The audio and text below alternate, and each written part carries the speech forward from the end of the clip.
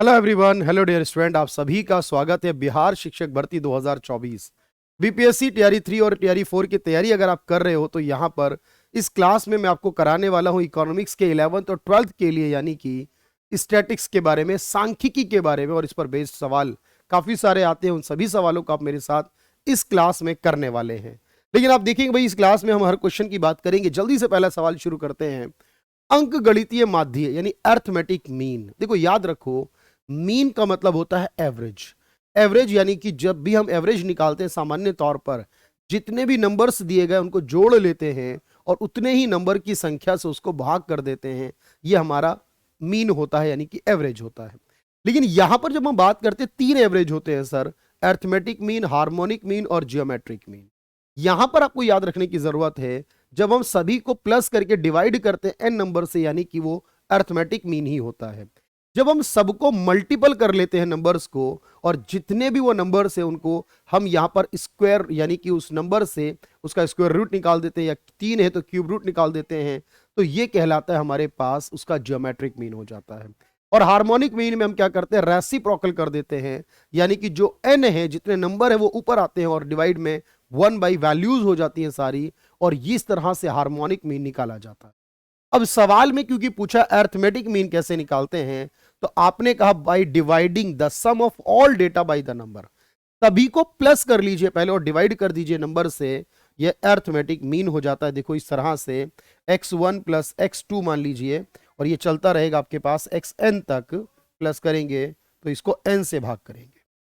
जब आप geometric mean निकालेंगे तो आप यहां ऐसे करेंगे, x1 multiple by x2 into multiple by x3। मान लीजिए 3 है, और ये जहां तक जाएगा ये मल्टीपल चलता रहेगा उतने, और उतने का ही यहां पर हम वर्क कर देंगे।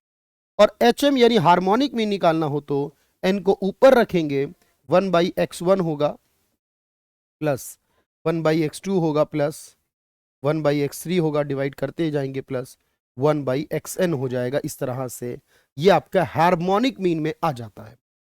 चलिए कोई बात नहीं, इसको समझिएगा ध्यान से। अगले क्वेश्चन पर आते हैं। बहुलक क्या कैसे कहते हैं? देखो, बहुलक का मतलब होता है जो संख्या बहुत बार आती है, बार बार आती है, z से रिप्रेजेंट करते हैं। तो बहुलक का मतलब है जो बार बार प्रस्तुत होती है, जो बार बार नंबर आता है, उसी को बहुलक कहा जाता है। सांख्यिकी माध्यों का विज्ञान है, ये एक स्टेटमेंट है। माध्य यानी कि जो एवरेजेस होती है, हम उसके डील कर रहे हैं, उसके अंदर बात कर रहे हैं, नंबर्स में डील कर रहे हैं। ये बात बाउले के द्वारा कही गई, जो एक स्टैटिशियंस है, यानी कि सांख्यिकीविद है। सांख्यिकी में डेटा में जो इंपॉर्टेंट फीचर होती है वो क्या होती है? देखो, हमेशा याद रखिएगा, जो डेटा हम लेकर आते हैं, जिसका हम आंकड़े लेकर आते हैं, सांख्यिकी लेकर आते हैं, वो हमेशा संख्यात्मक रूप से होते हैं। वो समूह में भी विभाजित हो सकते हैं, एग्रीगेट ऑफ फैक्ट्स हो सकता है। और ये जो स्टैटिक्स है, इसको एस्टिमेट किया जाता है समंकों के द्वारा, यानी कि जो डेटा कलेक्ट किया जाता है उसकी बात करेंगे तो आप कहोगे सर ये सभी हमारे रिलेट करते हैं स्टैटिक्स के अंदर सांख्यिकी के। भारत में अगर कोई जनगणना कराई जा रही है तो उसके लिए क्या विधि हो सकती है? अमूमन दो विधियां होती हैं। एक सेंसस यानी सबको लेना, एक सैंपलिंग यानी कुछ को कलेक्ट कर लेना। यहां पर तो जनगणना के नियमों के अनुसार याद रखना, जब हम जनगणना कर रहे हैं और विभिन्न स्रोतों से आय प्राप्त कर रहे हैं तो वह हमारा प्राइमरी कहलाता है, और इस प्राइमरी को जब कोई और यूज करेगा वो सेकेंडरी हो जाएगा। बात समझना। अगर हम सबको ना लेकर कुछ को लेते हैं तो फिर याद रखना वो हमारा सैंपलिंग हो जाता है। एक टेस्ट मैच में बल्लेबाज द्वारा शतक लगाने की प्रायिकता 2/3 है। 5 टेस्ट मैचों में उसके किसी भी मैच में शतक ना लगा पाने की प्राथमिकता क्या होगी? देखो भाई, पहली बात याद रखो कि सर अगर वो शतक लगा रहा है तो पहले तो शतक लगाने की प्राथमिकता क्या है उस बात को समझो। आपने कहा सर 2/3 है, तो अगर बात ये तो ना लगाने की कितनी है? 1/3 है। शतक लगाने और ना लगाने दो बातें समझो। लगाने की प्रायिकता है, और ना शतक ना लगाने के लिए 1/3 है। अब वो कह रहा है 5 मैचों में ना लगा पाए, पहले मैच में 1/3, दूसरे मैच में नहीं लगाएगा फिर 1/3, तीसरे मैच में भी नहीं लगाएगा 1/3, चौथे में भी 1/3 और पांचवें में भी 1/3। 3 तिया 9 तिया 27 तिया 81 तिया यहां पर हो जाएगा 243, और ऊपर क्या आ जाएगा भाई बताओ मुझे? सर यहां पर आप क्योंकि मल्टीपल करते हुए चल रहे हो सबको, तो मेरे भाई 1/243, अच्छा ये ऊपर वाला आएगा, राइट आंसर होगा, क्योंकि ये ऑप्शन देख लो भाई, ऊपर 1 होगा और नीचे 243 हो जाएगा, 1/243। अगला क्वेश्चन है, सैंपलिंग किसका सबसेट होता है? सैंपलिंग जो सबसेट है, मैंने कहा पूरे का सबसेट है सर। सैंपलिंग जो होती है वो पूरे का, यानी पूरे को मतलब पॉपुलेशन का, सेंसस का, ओवरऑल का सबसेट होता है। अपवर्जी श्रृंखला में क्या शामिल होता है? अपवर्जी किसे कहते हैं, एक्सक्लूसिव किसे कहते हैं और इंक्लूसिव किसे कहते हैं? देखो एक इस तरह की सीरीज होती है 0 to 10, 10 to 20 और 20 to 30, ऐसी होती है, आपने देखा होगा।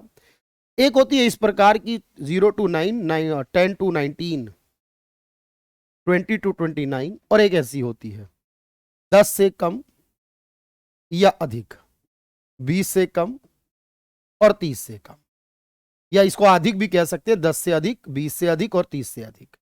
देखो जो जो अधिक या कम में चलती है उसे बोलते हैं संचयी आवर्ती, उसे क्या बोलते हैं? संचयी। जो आपको दोनों जो जोड़ रही है, इसको भी ऐड करती है, इसको भी ऐड कर रही है इसके अंदर, अगर एग्जैक्टली 10 होगा तो इसमें भी आएगा और 19 होगा तो भी इसमें आएगा, इसे कहते हैं इंक्लूसिव, क्योंकि दोनों को जोड़ता है।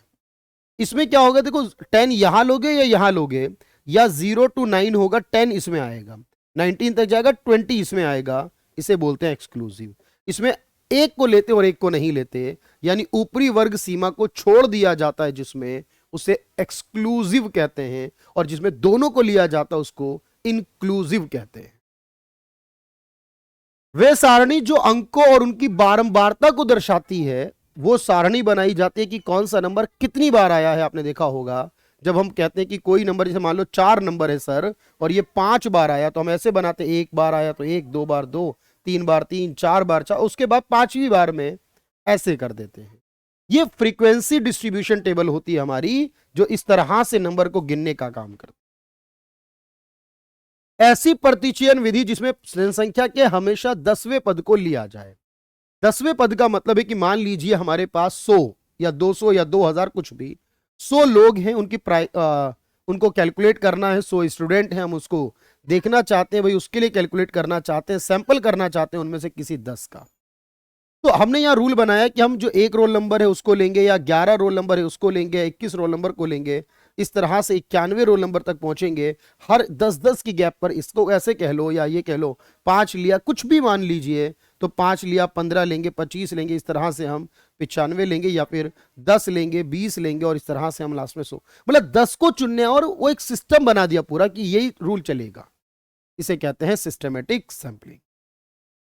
अगर यहां पर हमें मध्य, मध्यिका और भूयिष्ठक यानी कि बहुलक दिया गया हो तो उसके बीच क्या संबंध होगा? देखो मैंने कहा मीन एवरेज होता है, बहुलक बार बार आने को कहते हैं, और मीडियन जो होता है वो मिड पॉइंट होता है। मीडियन मिड पॉइंट को कहते हैं, और मिड पॉइंट निकाला जाता है n+1/2 करके, या फिर याद रखना n/2 plus n/2 + 1 divided by 2 करके। अब याद रखना भाई n+1/2 क्या होता है? जब देखो हमारे पास जो ऑड नंबर है वो दिया गया हो, हमारे पास जो ऑड नंबर है वो दिए गए हो, यानी जब उन नंबरों को काउंट करें तो वो ऑड वैल्यू में आते हैं, विषम आते हो, तो ये यूज करेंगे। और अगर वो इवन नंबर में आते हो, जैसे 2 दिए गए हो या 4 दिए गए या 6, 8 दिए गए, तब ये फॉर्मूला इस्तेमाल होगा। अगर 1, 3, 5, 7 में दिया गया तो ये फॉर्मूला इस्तेमाल होगा। ये मीडियन का होता है। लेकिन अगर हमारे पास वैल्यू दी गई हो, हमें z निकालना हो, तो रूल होता है 3 मीडियन - 2 मीन। ये एक तरीका होता है। 3 मीडियन में से 2 मीन को हटाया जाए अगर, तो हम उसे z निकाल यानी बहुलक निकाल सकते हैं। हमें कोई भी दिया गया हो इसमें से, हम उसको कैलकुलेट कर पाएंगे आसानी से। केंद्रीय प्रवृत्ति में कौन सा सूचकांक तैयार करने का सर्वोत्तम होगा? देखो याद रखना है कि जब हम केंद्रीय प्रवृत्ति की बात करते हैं, सेंट्रल टेंडेंसी की बात करते हैं, और उसमें यह कहते हैं कि इनमें से कौन सा जो होगा वो बेस्ट होने वाला है, में से जो कौन सा होगा जिसको आप बेस्ट कहोगे, तो अब मेरी बात ध्यान से समझना। सर बेस्ट तो बहुत सारे हो सकते हैं, किसी एक को बेस्ट कहना बड़ा मुश्किल है, लेकिन जब हम औसत की बात करते हैं तो उस औसत के अंदर याद रखिएगा जो हम ज्योमेट्रिक तरीके से निकालते हैं उसको हम सबसे बेस्ट मानते हैं। किसको? ज्योमेट्रिक तरीके से निकालने को बेस्ट माना जाता है। ठीक है, तो बहुत सारे हमारी सेंट्रल टेंडेंसी है, लेकिन उसमें से बेस्ट हमेशा ज्योमेट्रिक मीन वाले को ही माना जाएगा। चलिए अगला क्वेश्चन देखते हैं भाई, हमारा अगला सवाल क्या होने वाला है। तो हमेशा जियोमेट्रिक मीन, यदि z दिया गया है 10 और m दिया गया है 20, तो x क्या होगा। देखो z equal to 3m minus 2x bar यानी मीन होता है। हमारे पास z 10 दिया गया है और 3, m 20 दिया गया है और 2, x बार हमें निकालना है, मीन निकालना है। अगर हमें अब इसको कैलकुलेट करेंगे तो यहां से क्या आएगा सर, ये 10 आ जाएगा, ये वाला माइनस का 60 इधर आ जाएगा, यहां पर नीचे 2 आ जाएगा, माइनस की वैल्यू लग जाएगी तो वो कट जाएगा यहां पर, यानी x बार का मतलब आ जाएगा 25। ये इसका राइट आंसर।